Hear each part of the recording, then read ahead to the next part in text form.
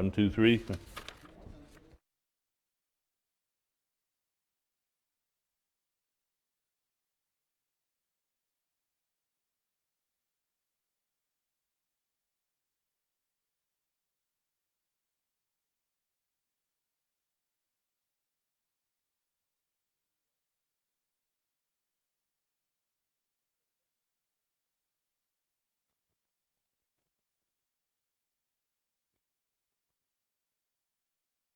All right, thanks for coming tonight.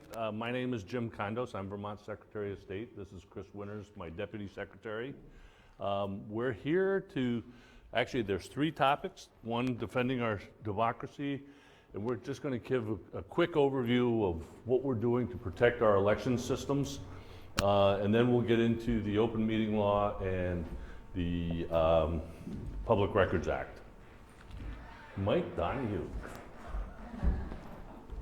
Right on the table there, Mike.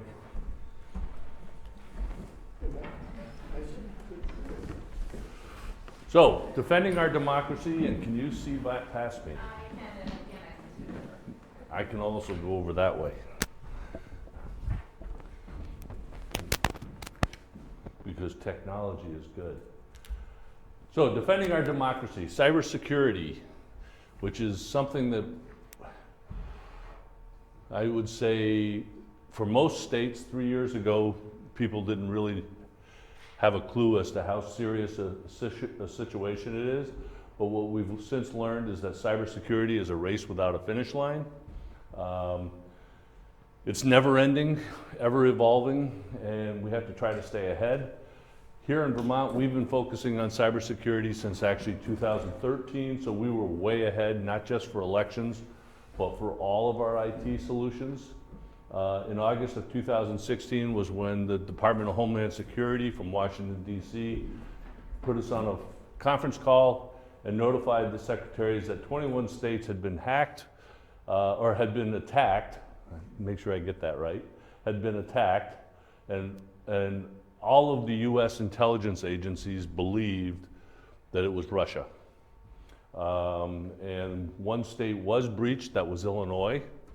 They got into the voter registration database, didn't do anything, they saw the telltale signs that they had been there. Again, Vermont was ahead of the game, and what we've been focused on is the fact that from our systems, what we've learned is that Russia has learned, as well as China, North Korea, Iraq or Iran, that they can't actually change our votes. They've learned that it's too difficult because we're so decentralized. Here in Vermont, we have 246 towns. Not one of those towns' tabulators are connected to the internet. They're all completely offline. So if they wanted to actually change votes in the tabulators by reconfiguring the memory cards in those tabulators, they would have to break into town hall, break into the town clerk's office, break into the town vault, find the memory cards, reconfigure them, and get out without anybody knowing it happened. It would take an army of people across Vermont, never mind the rest of the country. So we focused on it since 2013. We have a robust suite of defenses. They're all listed right here behind those black lines. We can't tell you what they are, because if we did, we might as well ship it off to the Kremlin and let Vladimir have a look at it. But I can assure you that we've got lots of defenses out there. And we actually have four points that we try to deal with, and that is protect, detect, respond, recover. So in the area of protection, we have a new election management system. It's called VEMS, which and that was installed in 2015. When you put a new IT system in place today, you have better security already built in. We also added two-factor authentication for everybody that accesses the VEMS systems. And for instance, if you think about it, it's not just the town clerks that we had to do, but we also did it for our own staff as well. How you doing, Ryan? Come on in. We have web application firewalls in front of every one of the doors to our systems, and we do secure the human trainings, and you will be getting some training coming up soon. We also did a training session at the recent annual town clerk conference, but we're going to be doing some additional stuff as well. So on the area of detection, we have constant monitoring of all of our systems. Someone reviews the log. We do weekly hygiene scans through the Department of Homeland Security. We have been doing that since prior to the 2016 election. So every week, the Department of Homeland Security does an off-site test of our systems to see if there were any doors that were left open.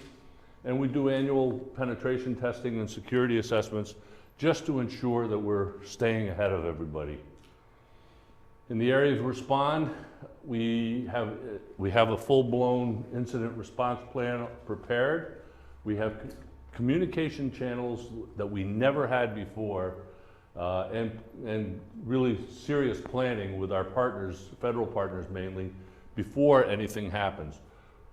I will tell you that when this all started to break, we had very little communication with our federal partners, with the Department of Homeland Security, FBI, Secret Service, very little communication with them. They didn't know anything about elections, and we didn't know anything about cybersecurity, really. Now, in 3 years, we are so far ahead of where we were then. We have a lot of different things going on. We do tabletop exercises to practice worst-case scenarios. We do internal threat mitigation measures we've got in place to limit the amount of damage that if someone does get in, what they can do. And this past June, we had a regional New England meeting with Homeland Security, CISA, which is a division of Homeland Security, that's the computer intelligence folks, and the FBI and the Secret Service, and that was held over in New Hampshire, and we had all the New England states there. And then recover. We have built-in resiliency within our systems, but we have the most non-technological aspect that you can't hack, a paper ballot. And we complete a post-election audit within 30 days of the election. It's randomly selected towns, and we do 100% of the ballots from that town, those towns that are chosen, and 100% of the races on that ballot. And last but not least, we have same-day voter registration since 2017, which means no eligible voter will be turned away. So we're well ahead of the game. So continuing on with protecting the integrity of every vote cast, we have a very decentralized structure, as I mentioned in the beginning. We use optical scanners here in Vermont that read a voter-marked paper ballot. Those scanners are never connected to the internet. They have never been connected to the internet. We have a strict chain, the town clerks have a strict chain of custody with regards to the memory cards. And the town clerks, prior to the election, they do a testing of the logic and accuracy of that memory card before they use it. And then before they actually turn it on election day, they make sure it's zeroed out. Am I right? So we have really worked on our relationships. We're working with our state and our federal partners. We are a member of what's called the Election Infrastructure ISAC. The Department of Homeland Security in January of 2017 declared election systems as a critical infrastructure, which opened us up to a lot more resources from the federal government. We do regular collaboration on cybersecurity matters. Communication channels, as I said, we are now far better than we were before. We have what we call an election day threat dashboard. Every one of the states, and there's some 2,000 county and state local offices that are connected through the EI-ISAC, and if Williston's not a member of the EI-ISAC, I encourage you to join. It's really just information. But that election day threat dashboard allows us to be connected with all of our partners so that if anybody sees something happening, real time, we can hear about it. So if, like in the state of Oregon on election day, someone tries to intrude into their system, they can put it onto the election day threat dashboard, and immediately all 50 states get that information. We actually were part of a national alert that went out in August last year. My IT manager came to me and he said, I want you to see these logs. And I said, okay, what am I looking at? And he said, well, look at the country of origin. And there were like 2 or 3 attempts, country of origin, Russia. So we immediately notified FBI, Homeland Security. They did some tests. The CIS, which is the Center for Internet Security, they did some tests. They did some follow-up.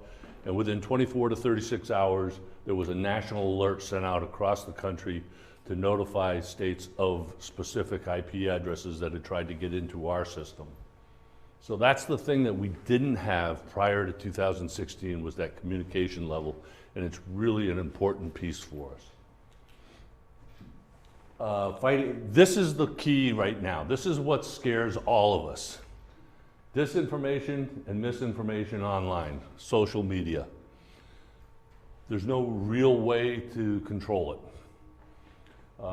We have, through our national organization, we and Department of Homeland Security, we have worked with Twitter and Facebook to create a portal so that we can report anything that we see that we know is wrong. But the problem is, by the time we get a hold of it and send it to them, hundreds of thousands of people could have already seen it. But it's things like Democrats vote on Tuesdays, Republicans will vote on Wednesdays. Or the polling place in Williston was closed because there was a blackout. But they're gonna remain open until 10 o'clock, so you can go after 7. That's the kind of stuff that could happen, and that's not gonna happen, by the way. The polling places will close at 7. But it's just the thing that you have to pay attention to, and we're gonna have a very serious campaign to educate people, average people, who are on Facebook, who are on Twitter. It's gonna start in the next couple weeks, to think before you link, to go to your trusted sources, go to the town clerk's office, go to your Secretary of State's office to get real information, true information. Don't just look at something that someone posts online and think that that's the truth. So that's the part that this is the part that scares us the most this year, coming into 2020.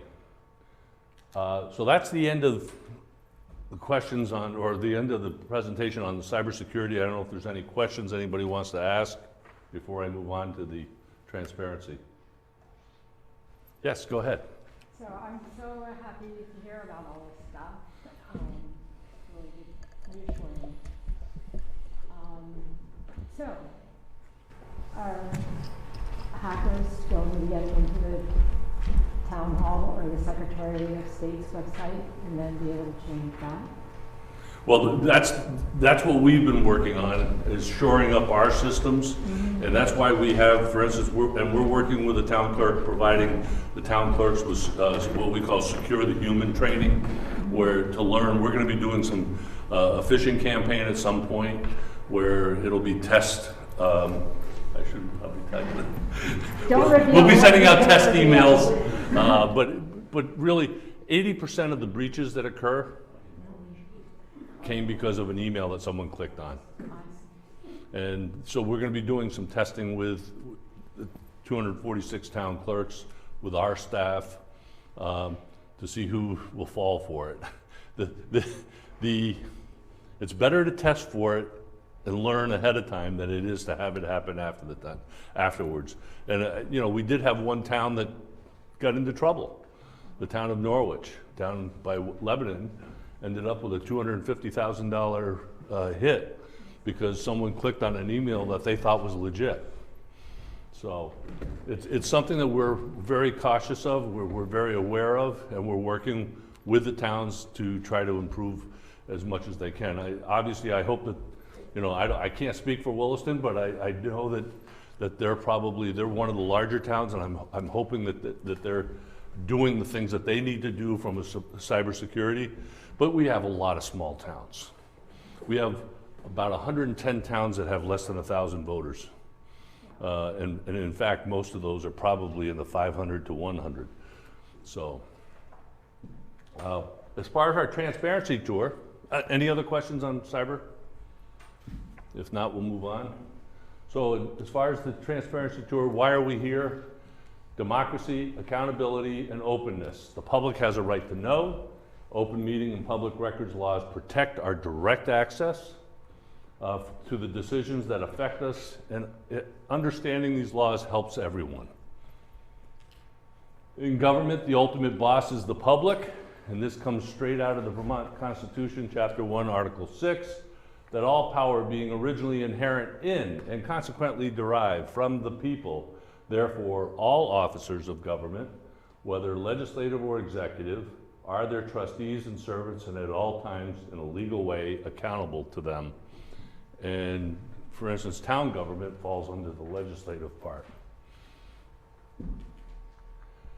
So for both the 1 VSA 311 is the Declaration of Public Policy for Open Meeting Law. 1 VSA 315 is the Statement of Policy for Public Records Access. You'll see both of these, if you had the full definition in front of you, you would see that they both refer back to that Article 1, Chapter 6, or Chapter 1, Article 6 of the Constitution. But both talk about exist to aid in the conduct of the people's business and are accountable to them, and that free and open examination of records of officers of government are trustees and servants of the people, and it's in the public interest to enable any person to review and criticize their decisions, even though such examination may cause inconvenience or embarrassment. So we're going to talk about open meetings first, and we'll do the public records after.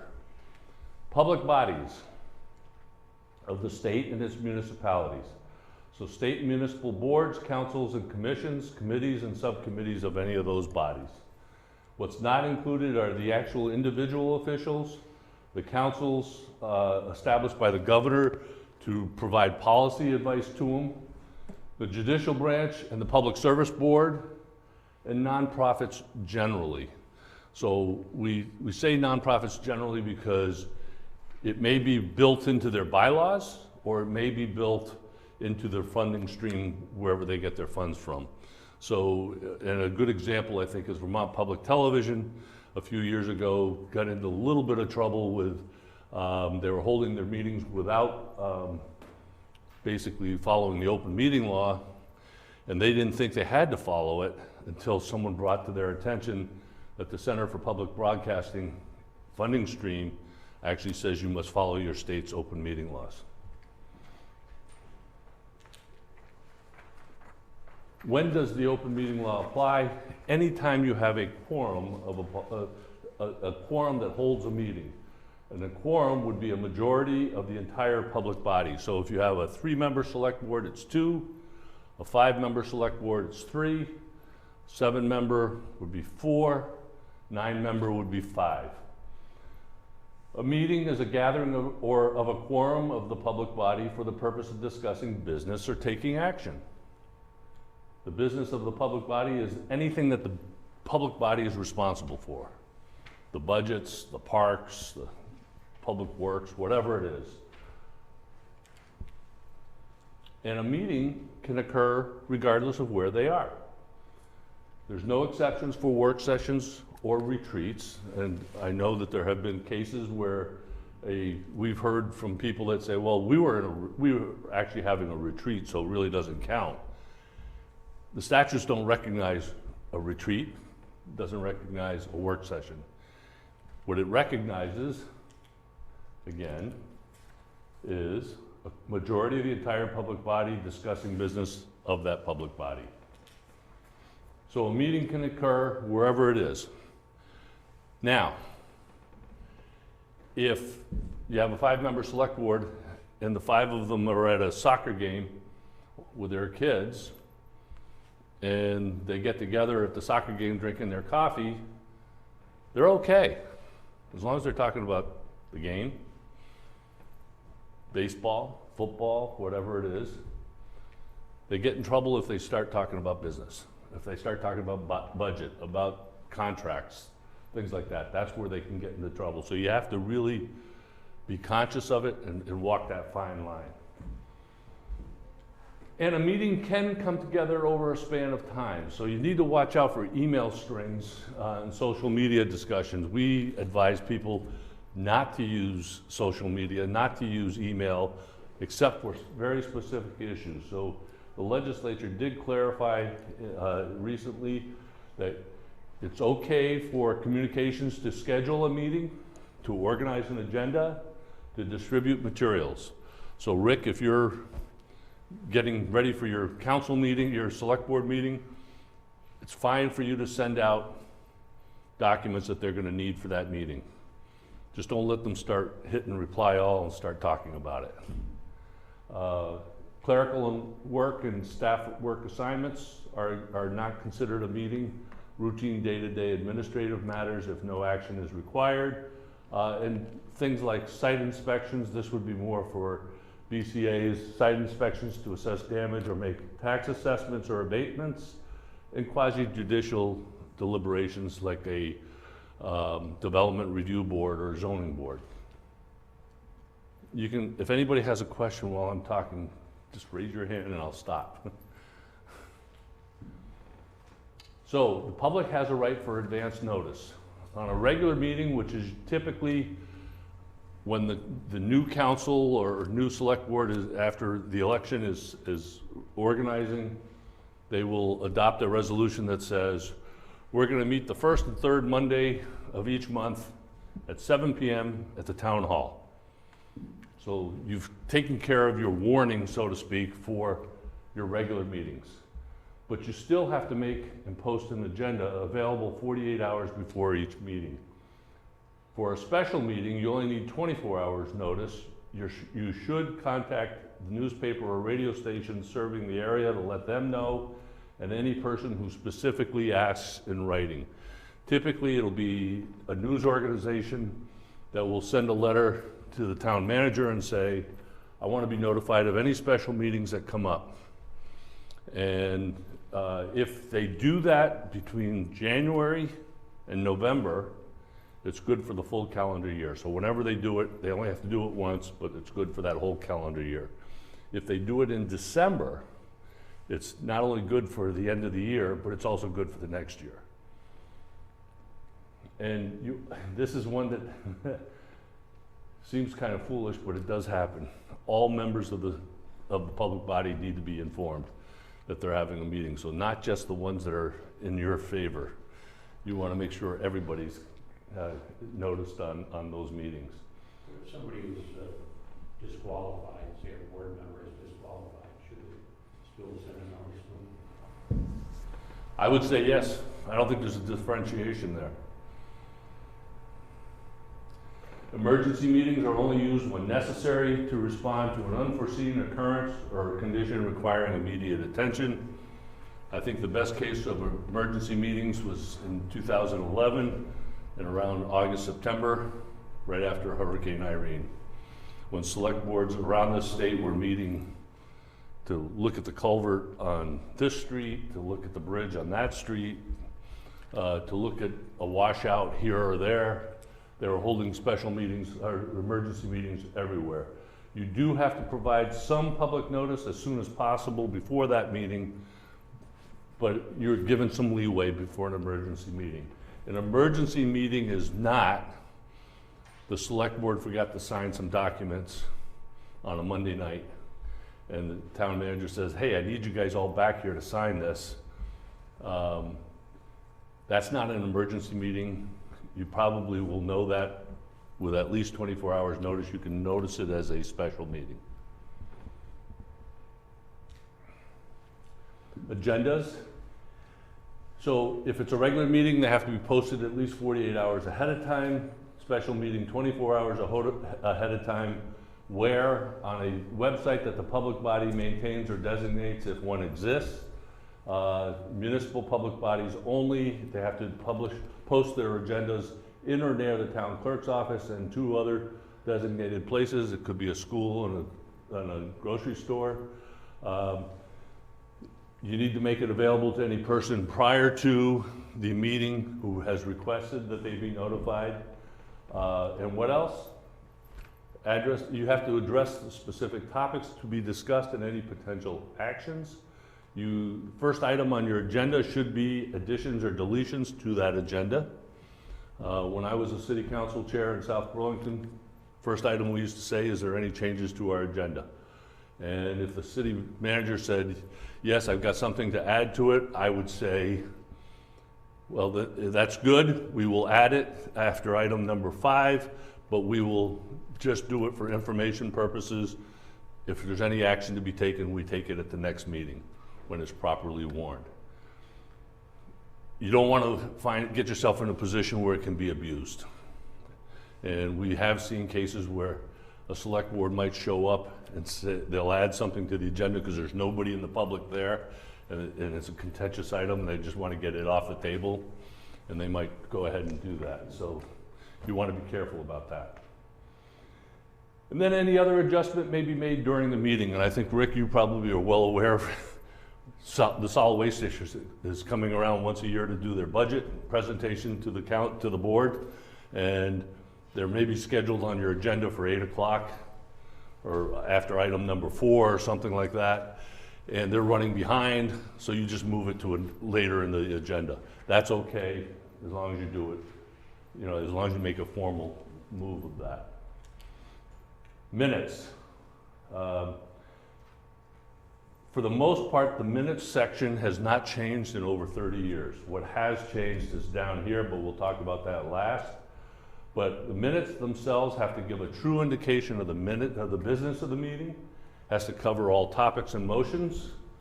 At a minimum, and this is where I think some people get hung up, at a minimum, it has to include the members that are present of the public body, any active participants, motions, proposals, resolutions, and what occurred with those, and any vote results. That's it.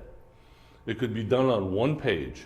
You could have a 2-hour meeting, and you could do one page for your minutes. Pretty minimal what you have to do. They have to be ready no later than 5 days, calendar days after the meeting.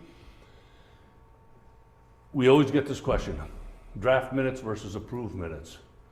The statutes and Robert's rules doesn't recognize either. So if you post draft minutes, you can replace those draft minutes once they're approved, or they can stay up and that's your set of minutes that you have. The important thing is to recognize is that your minutes are the history of your town or the history of your board. And it's important that those are kept in perpetuity, that you can always go back to it. And I always use as an example here about the importance of minutes. When I was on the city council, our city manager was retiring actually I had retired already, but the city manager was retiring, and as he went to retire, the new city manager actually tried to take away some of the benefits that he had earned because he couldn't find it in the minutes. And four of the 5 city councilors showed up at a meeting and said, we took that action, we know we did, we don't know why they're not in the minutes. So there's 2 sections of law that can pertain to this. There's something called contract law, so if it's not in the minutes, it looks like to them, the courts would recognize that as potentially being something that could be rescinded. But then there's also something called promissory estoppel, which is a promise made is a promise kept. And in this particular instance, it eventually, when there were 4 of the 5 of us said, we remember it, we did it, we don't know why it's not in the minutes, we just forgot about it. And the courts went along with and gave back the benefits to that city manager. So let me go back here. So the minutes have to be ready for inspection and copying within 5 days. And they must be posted to the website at the same time, in that 5-day period as well.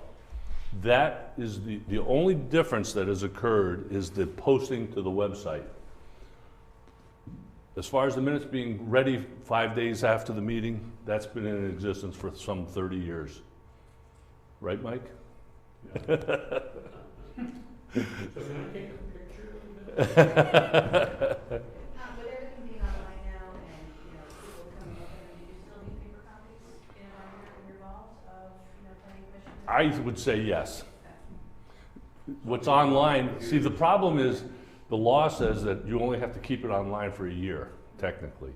I do think in most of the large communities, they'll just keep it by year on their website. So, and frankly, if you think about it, it saves you time from having to go dig the minutes out and make a copy for someone that wants them.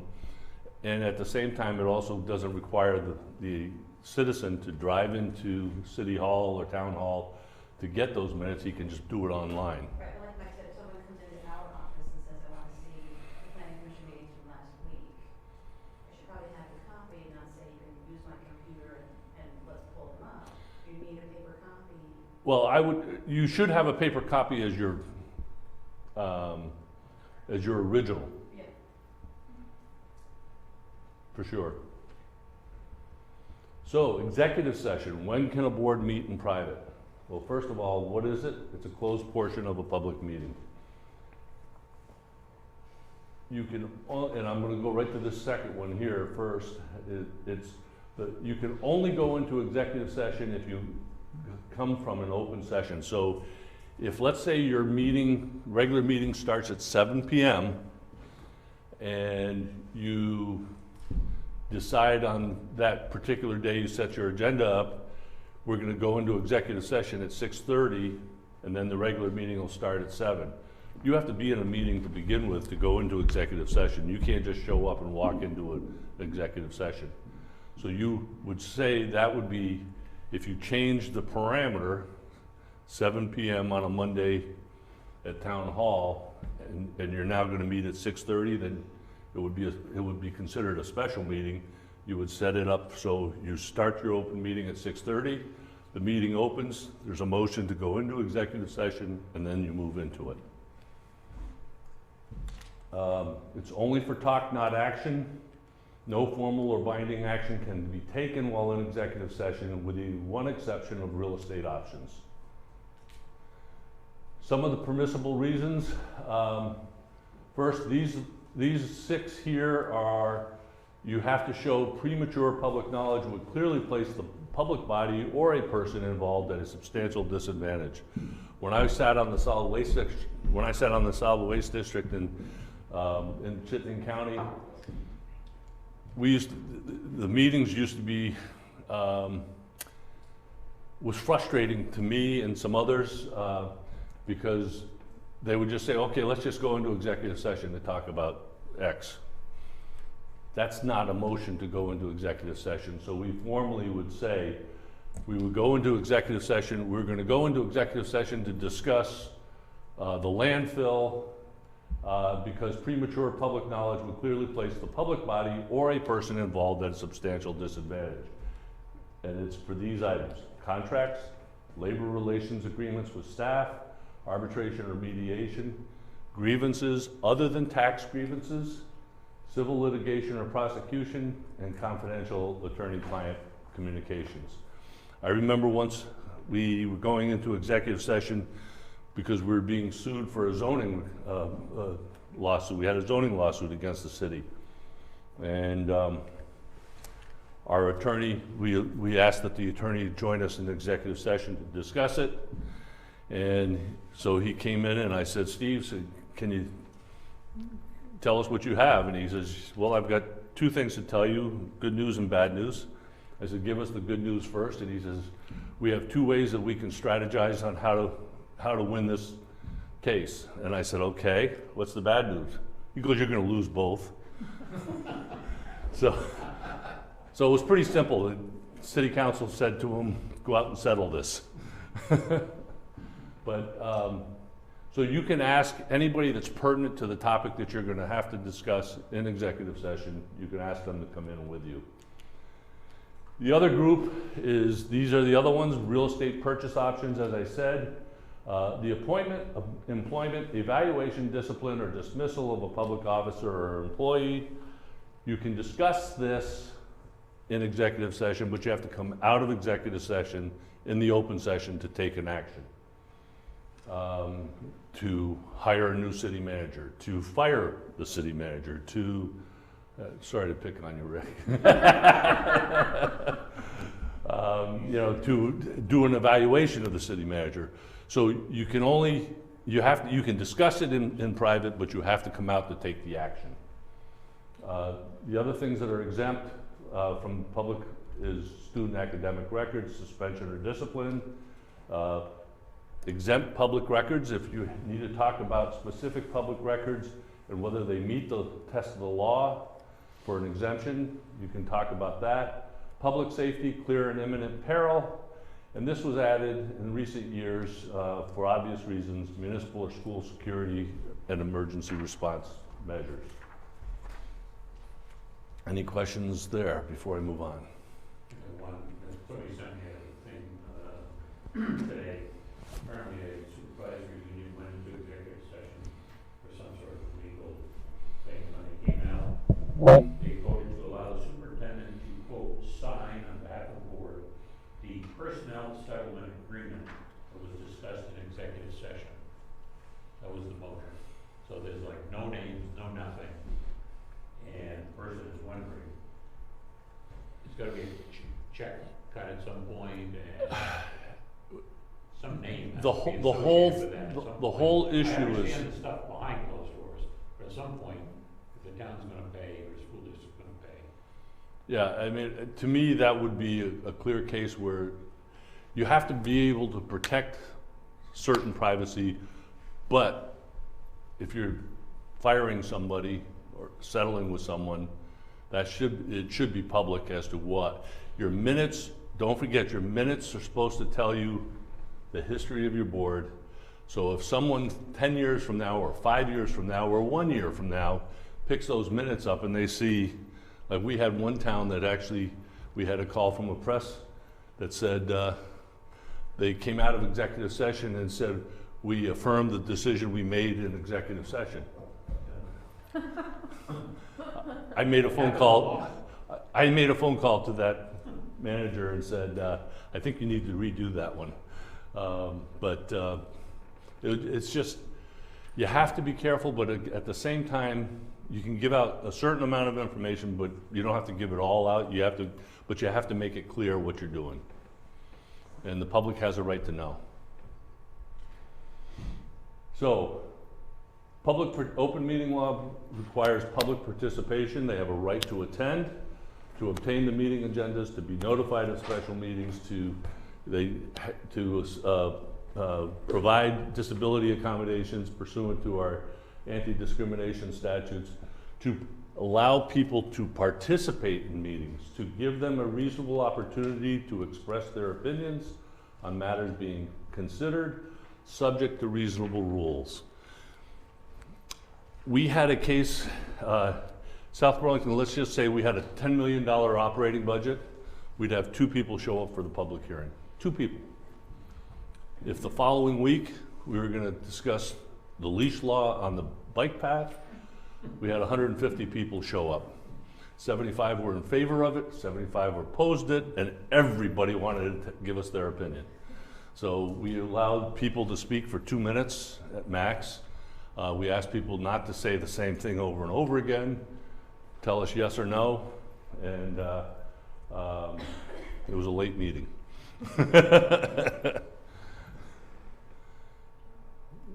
When you're messing with dogs and cats, it can be really tough. This probably goes back on what we're discussing about open meeting laws.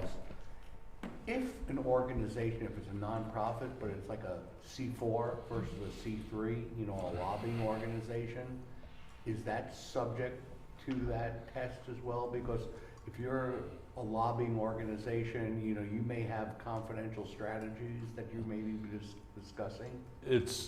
First of all, Vermont state law doesn't recognize C4s, C3s, C5s, whatever. We don't recognize that. And, you know, our office also is where the business has to come register and nonprofits register. We don't care what the designation is. What happens is, it all depends on, one, your bylaws for that group, or if there's a criteria in the funding stream.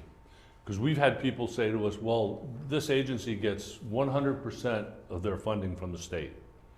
Do they have to follow the open meeting law? Not unless it was required in their bylaws or in the funding stream. So a nonprofit is a corporation. It's just a nonprofit corporation. And it's only whether it's in their bylaws or in their funding stream. That's the easy way to answer it. Yep. So why comply? Meetings held without respect to the details of the law may be illegal, and the courts may regard any actions taken in those meetings as voidable. So if the court determines that you violated the open meeting law, they could negate anything that happened in that meeting. So you want to be careful. Illegal meetings offends our notions of openness, accountability, and democracy. And in Vermont, the people do rule, sometimes directly, sometimes through their elected or appointed reps, but always with the benefit of public scrutiny. The reasons why you should comply: you can be charged, individual persons can be charged with a misdemeanor and fined. A member of a public body who knowingly and intentionally violates the open meeting law, a person who knowingly and intentionally violates the open meeting law on behalf of a member of the public body, or a person who knowingly and intentionally participates in the wrongful exclusion of a person from the meeting. The Attorney General can also, or any aggrieved individual can bring suit in court and ask for injunctive relief to stop a specified act or behavior, to ask for declaratory judgment, making a binding determination of rights, and attorney's fees and costs may be awarded if you substantially win. Enforcement: a written notice to the public body by an aggrieved individual or the Attorney General alleging the specific violation and requesting a specific cure. The public body's public response must be within 10 calendar days, acknowledging the violation and stating the intent to cure, or stating that no violation occurred in their opinion, so no cure is necessary. Also, you can also have the public body's cure, if it acknowledges the violation, must be within 14 days. So if they decide, yes, we should have done that correctly, we didn't, they have 14 calendar days to have a public response to it. And then the last, of course, is any aggrieved individual's recourse, if unsatisfied, is to file in Superior Court, and you only have 1 year to do that. Anything you want to add, Chris? No, I haven't had to say much here tonight. I'm here as Jim's legal counsel. He wrote half of these laws when he was on the Government Operations Committee, so he knows them better than I do. If anyone does have any questions, that's what we're here for. Yes, ma'am.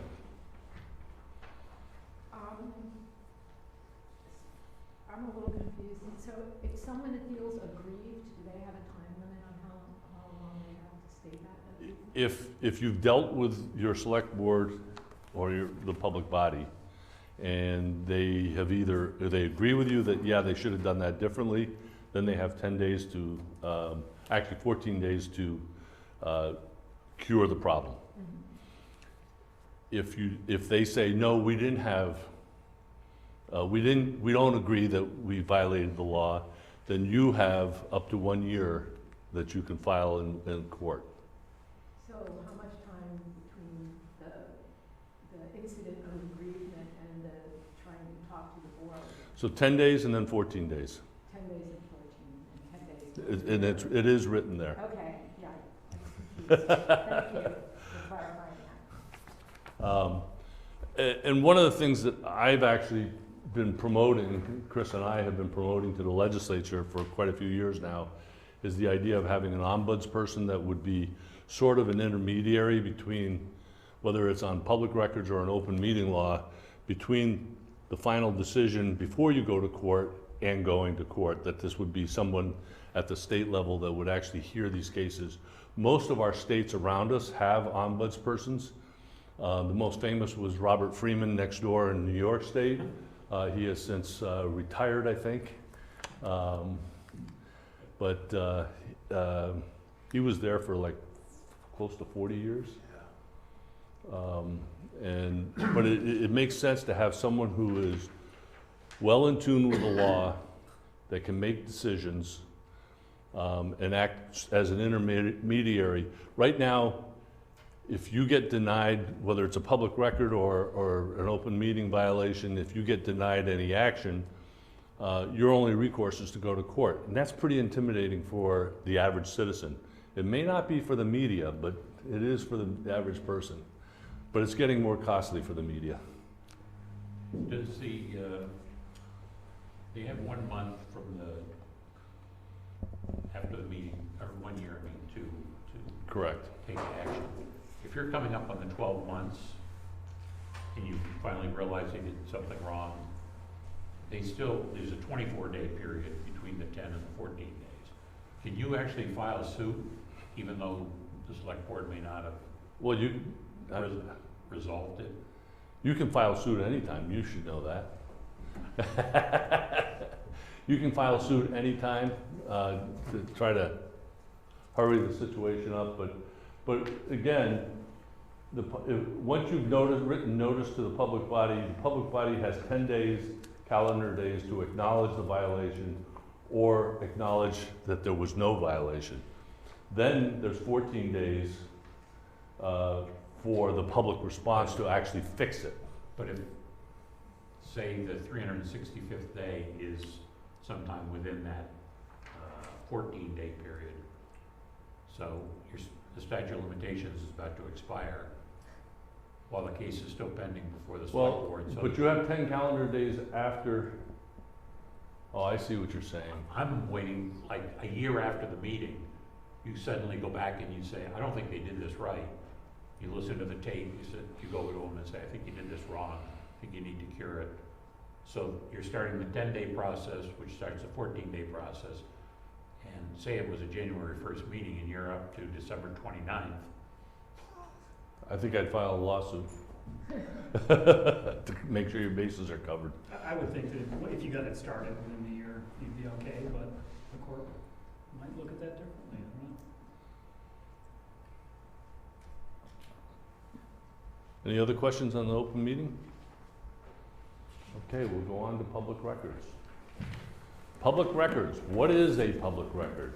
Any written or recorded information, regardless of physical form or characteristics, produced or acquired in the course of public agency business.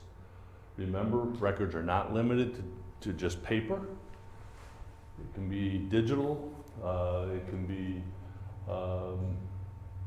on a memory stick, whatever. But one thing to remember is that all records acquired or created by government are public records.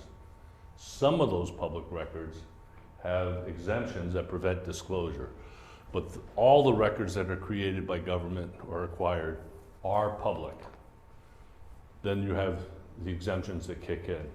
And we have about 260 exemptions in law. So who must comply? Public agencies of the state and its municipalities, and that includes state and municipal agencies, boards, departments, commissions, committees, branches, instrumentalities, and authorities. And again, nonprofits generally do not have to follow this. Who may ask to inspect or copy a public record? Anyone. This was a quote right out of the Schlansky versus City of Burlington and Burlington PD back in 2010, that the identity and motive of the requester cannot be considered when weighing access to public documents. So if someone comes in and they say, I'm here to embarrass the select board, it doesn't matter, you still have to give them the documents. Does that person have to be a resident or a citizen of Vermont? Doesn't matter. They can be a resident or a citizen of Russia? I suppose. I don't think there would be any restriction there. There is no restriction in law. Jim, Oh, sorry.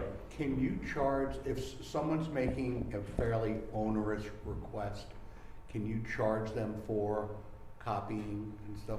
Hang on, we're gonna get there. Okay, It's further on. it's his favorite topic. we've seen that in the federal government.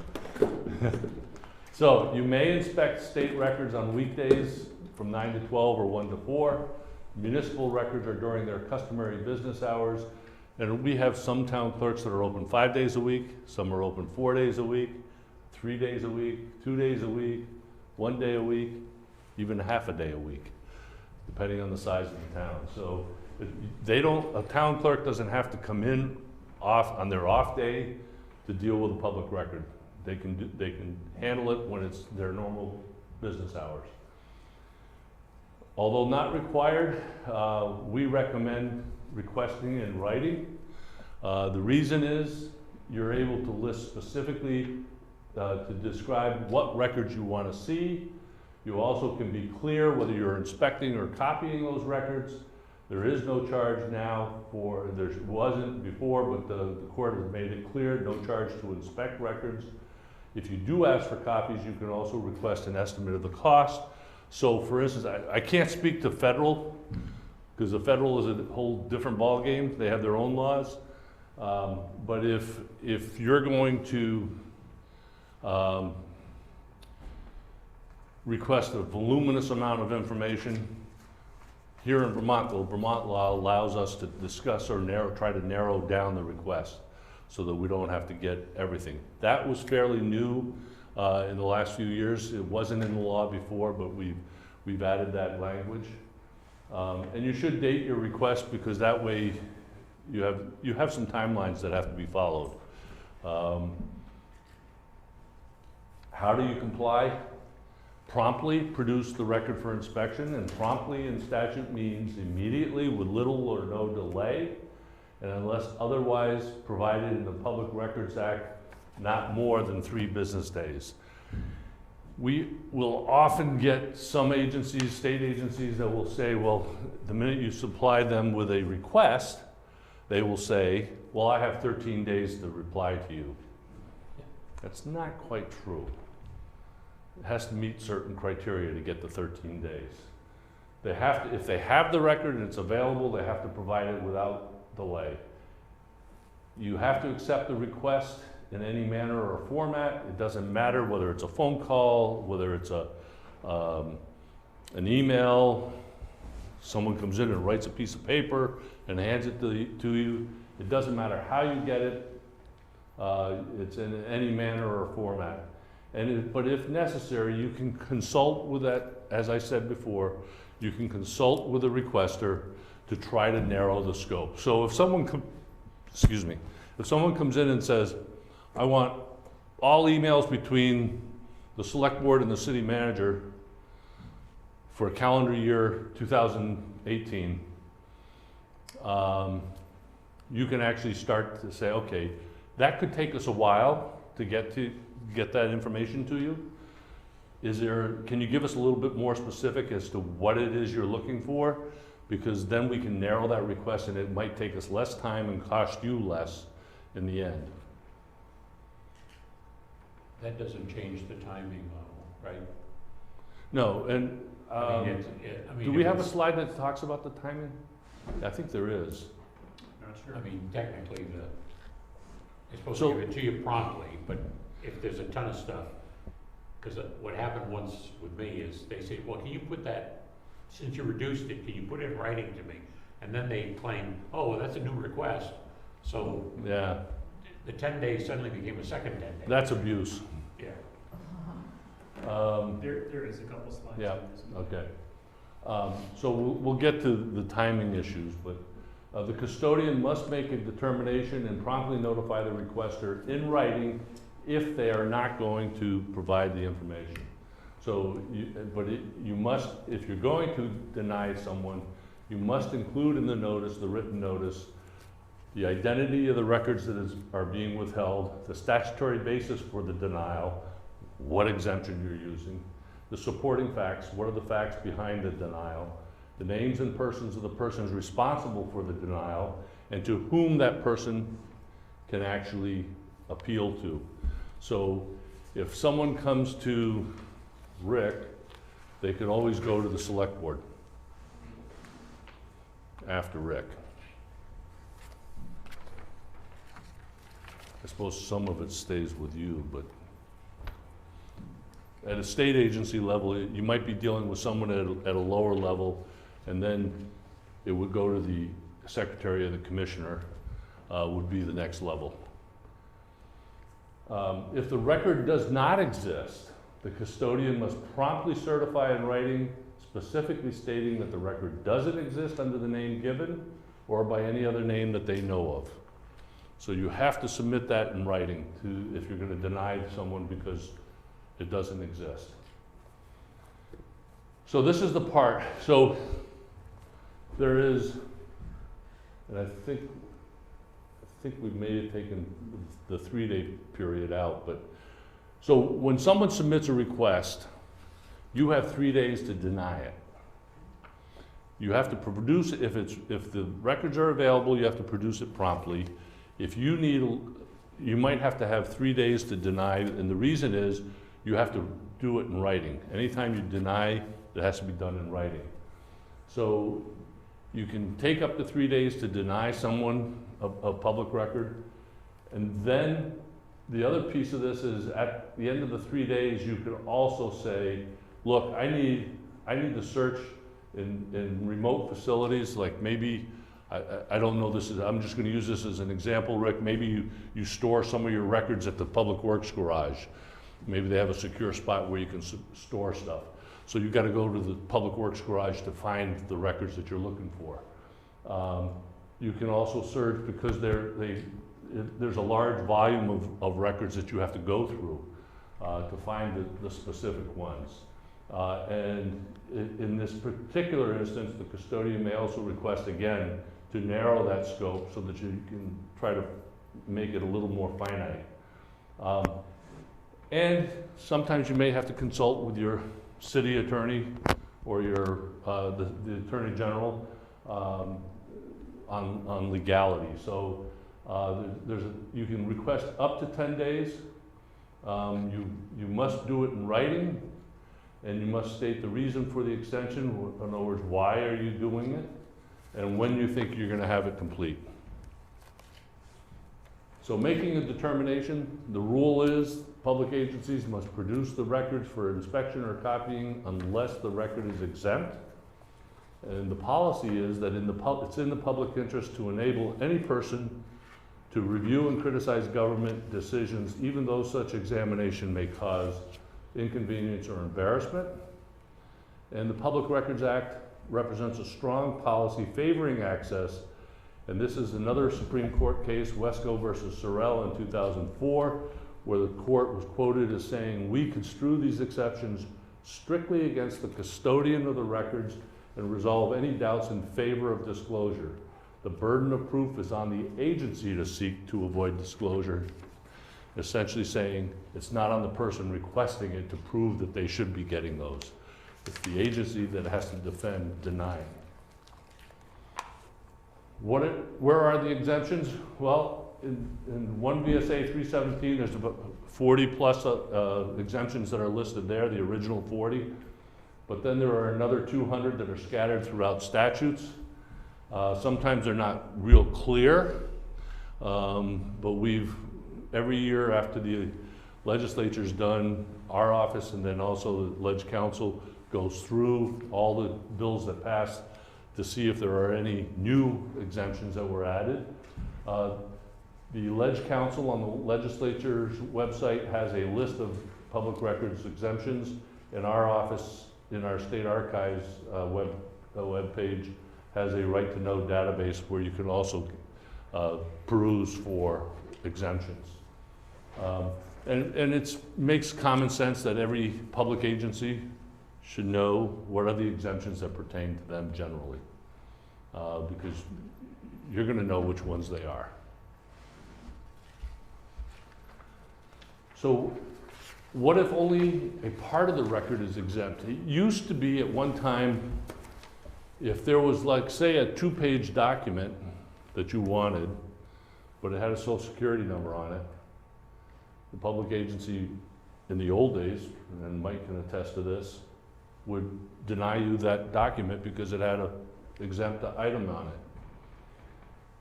What the legislature has now said is that you must redact the exempted information but still provide the remainder of that document.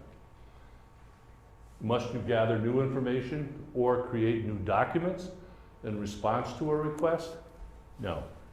So if someone says to you, well, I don't want it in the NEMRIC fields, I want it set up in my Excel fields, they can't request that. They can request it, but you don't have to provide it to them in that format. You only have to provide it in the format in which you maintain it. However, if you decide it makes sense, we'll do that, but there's going to be a cost. It's going to take us an hour to do. In which case, the first 30 minutes are free. The time after that is chargeable. Must I withhold the document if the exemption applies? It depends. The Public Records Act does not require this, but outside law could.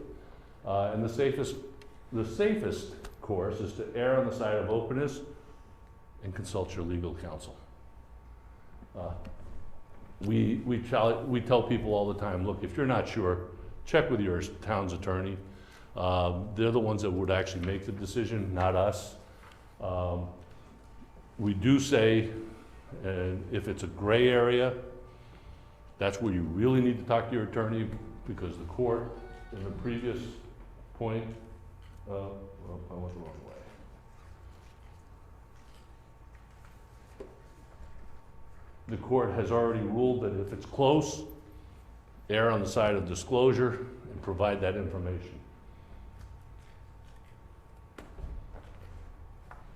Why should you comply? An agency that denies access to non-exempt public records could face litigation and could be charged with a requester's court costs. So, and the law changed a few years ago. It used to say may allow attorney's fees. The court may provide attorney's fees.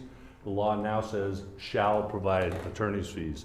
So if the requester wins in court, prevails, the court is required to have the government agency pay that person's legal fees to get to that point. Any individual who willfully destroys or discards a public record without authority could face fines. That's really a no-no. You should have record retention schedules. I think in the town clerk's office you have disposition orders. You probably work with Megan Wheaton Book at our state archives on other items of retention. Some items might be 30 days, or it could be a year, or 10 years, or it could be in perpetuity. Enforcement, you can always appeal to the head of an agency, and within 5 business days after receiving that appeal, the head of the agency must make the records either promptly provide them, or give you a denial in writing, and again explaining the statutory basis, the reasoning and supporting facts, and what your appeal rights are, who you would appeal to next. If the denial is upheld or there is no head of agency, you can file an appeal in court. There is a 30-day deadline, generally counted from the date of the denial. And that's it on public records. I don't know if there's any questions. You're looking at me. I'm looking at anybody. Thanks. Yeah. Good to see you.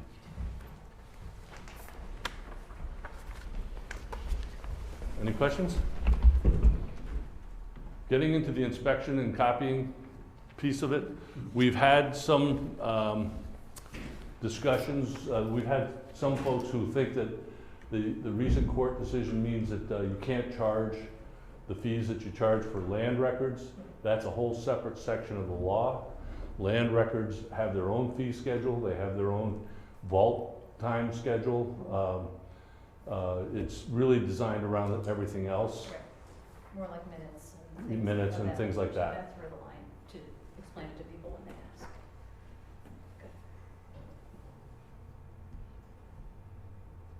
Anything else?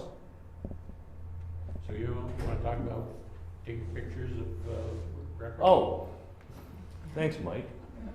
So, we've believed our office has believed for a long time that first of all, when the fee schedules are created for public records, they're created based on actual cost to the government to provide that.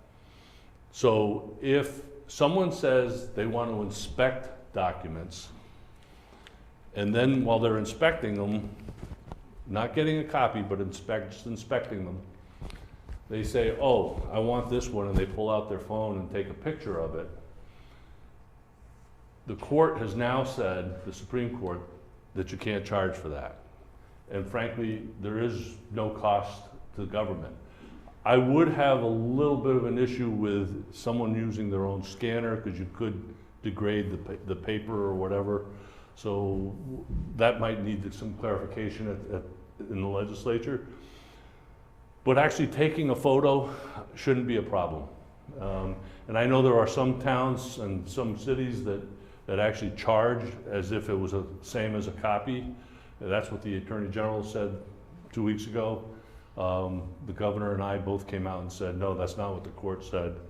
And we think that, if someone uses their cell phone to take a picture, so be it. It's a free thing. There's no cost. And the court clerk's office allows you. And the court clerk actually does the same. They do not charge if someone uses their own device to take a picture. So we think it's pretty clear. So, anything else? Did I forget anything else, Mike? Do you have any guidance for reasonable cost for? Yes, actually, it's on our website, on the State Archives website. There is a Uniform fee schedule. uniform fee schedule. Thank you. Yep. Great. And it provides what we believe is actual cost. It's been a while since we did the schedule. It's probably been 10 years, so some of it might be a little bit outdated, but it talks about 5 cents for 5 a cents single. for a single side, 9 cents Right. for double-sided, color copies $1 a page, things I like think- that. And then the actual cost of the person sitting at the copier, kind of making the copies, it's free for the first 30 minutes. But anything that goes beyond 30 minutes, you can charge 33 cents a minute after that. Because that's the true cost, is the time, The if you time of the have person. a voluminous document that, it's, the 5 and 10 cent is not much, but someone standing at the copy machine, Right. especially if it's some sort of document that has to be maneuvered, you can't just feed, could take a couple hours, and that's cost money. And if the documents are, I'll say clean documents, meaning that there's nothing to exempt from them. We commonly will ask a requester, do you want it electronically? There's really little cost if you do it electronically. If you have a document, you've got it saved, and someone wants it, we'll just provide it to them. I find when I ask to inspect, 9 times out of 10, they'll email it to me without even, they probably don't want me in their office hanging out. They're thrilled when you walk through the door. Yes. Is there any concern because email documents are not totally secure, where faxes are secure, or if they're encrypted emails are secure? We've actually used on our website a secure portal that we'll set up where we might, if you ask for a bunch of documents, we might say, okay, we have them at this portal. If there was a cost to preparing those documents for you, we might say, as soon as we receive your check, we'll give you the password to get into it and you can pull it off. But it's on a portal that's off of our site. It's a good idea. And I think other agencies are starting to do it that way as well. Not all of Just them. the other thing that I would say is if you're providing a public record, it shouldn't have any exempt information on it, so there might not be the worry that it wouldn't be secure, you know? So you probably, would have had to have redact social security number or something like that off of it anyway, but. I worked for the federal government for 32 years. There was a ton of redaction that was needed because of Social Security was one of the biggest ones. Yep, and that's, we actually had several million records of liens that people have filed over the years, and back in, prior to 2000, there was a spot that said, you know, your tax ID number or your social security number.